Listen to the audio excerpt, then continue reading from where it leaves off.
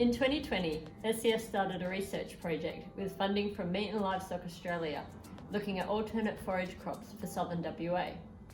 This project will run for 3 years, and over this time, we aim to measure the benefits to livestock carrying capacity and live weight gain from crops such as Pallaton Raphno, sorghum, millet, and long season canola. The alternate forage crops will be compared to traditional feed sources such as dried pastures and crop stubbles. So we're here today with Tim Pyle, who's compared lamb's growth rate on Pallaton Raphno compared to ryegrass regrowth. So Tim, tell us what you did. We've heard plenty of reports about Raphno in the area, positive reports, so we tried some. Put 45 hectares in start of September. This used to be a kike paddock with lots of bore holes in it, so we wanted to renovate it anyway. So this was ploughed 4 times.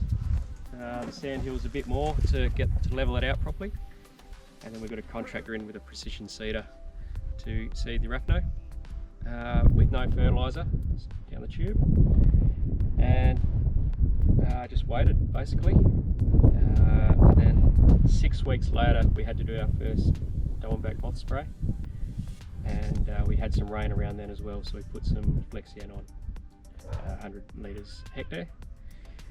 3rd of December we weighed the lambs to put in. We put 1400 lambs onto this 45 hectares straight up with no fencing in between. What I did do was pull down a fence to give them access to dry feed and an extra watering point, which they used a bit, but they tend to go right on the Raphno straight away. They were pretty happy. And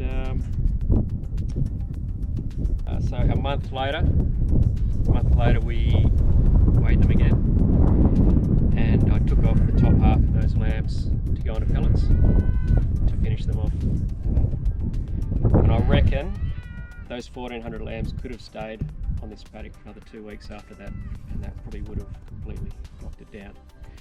So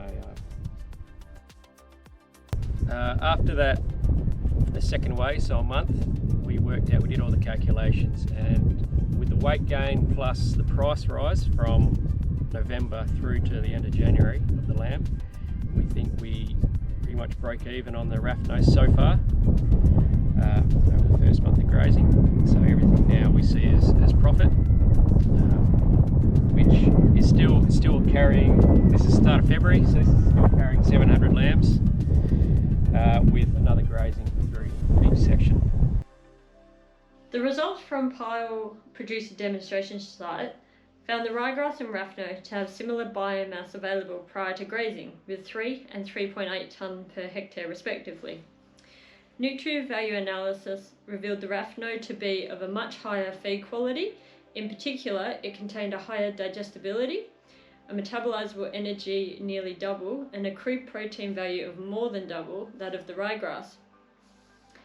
Raphno was stocked at 31 lambs per hectare, while the ryegrass was stocked at 12 lambs per hectare. After a month of grazing, the ryegrass was depleted. However, there was still plenty of feed in the Raphno paddock. After the second weigh, the lambs on the Raphno were found to have put on an extra 62.5 grams per head per day, compared to the ryegrass. When taking into account the stocking rate, this resulted in lambs producing an extra 4 kilos per hectare per day on the Raphno. To this crop, at the start of August, we got lots and lots of rain. In spring, after a dry autumn winter, we had lots of rain, so this gave us the encouragement to plant this crop. Without huge expectations, but just to try something different, and we were very lucky to get reasonable rains through the spring, but also in November. That was very lucky. So, and keeping that ploughing up has got rid of the kike, so there's nothing competing with the Raphno here, even though we could have sprayed out any weeds that did come through. So, to be honest, I think most summer crops can be a bit of luck involved. We've had good experiences and bad experiences with sorghum, and currently planting millet, which is coming along okay.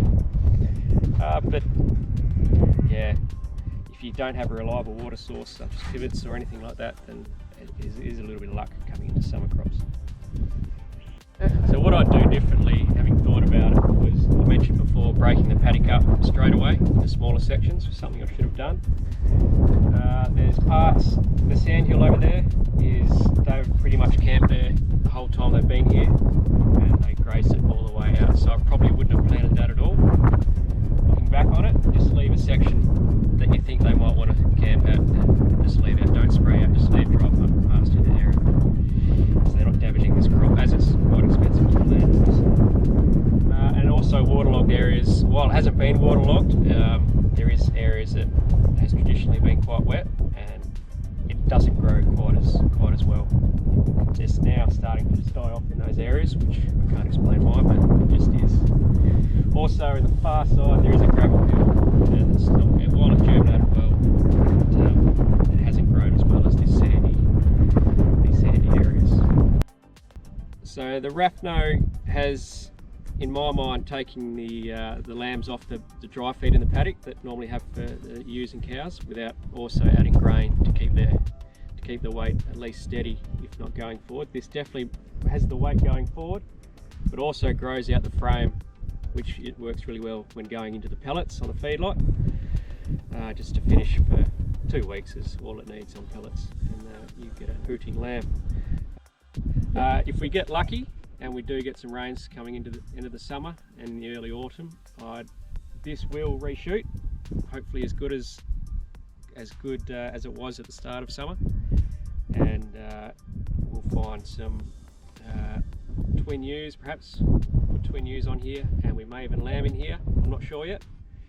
We'll see as it comes, but there's plenty more production in here, and if all goes well, it'll be here this time next year perhaps. So that's looking forward, and we'll see what happens, but it's still, this is the second time we've grown this, and yeah, we're hoping for the best. But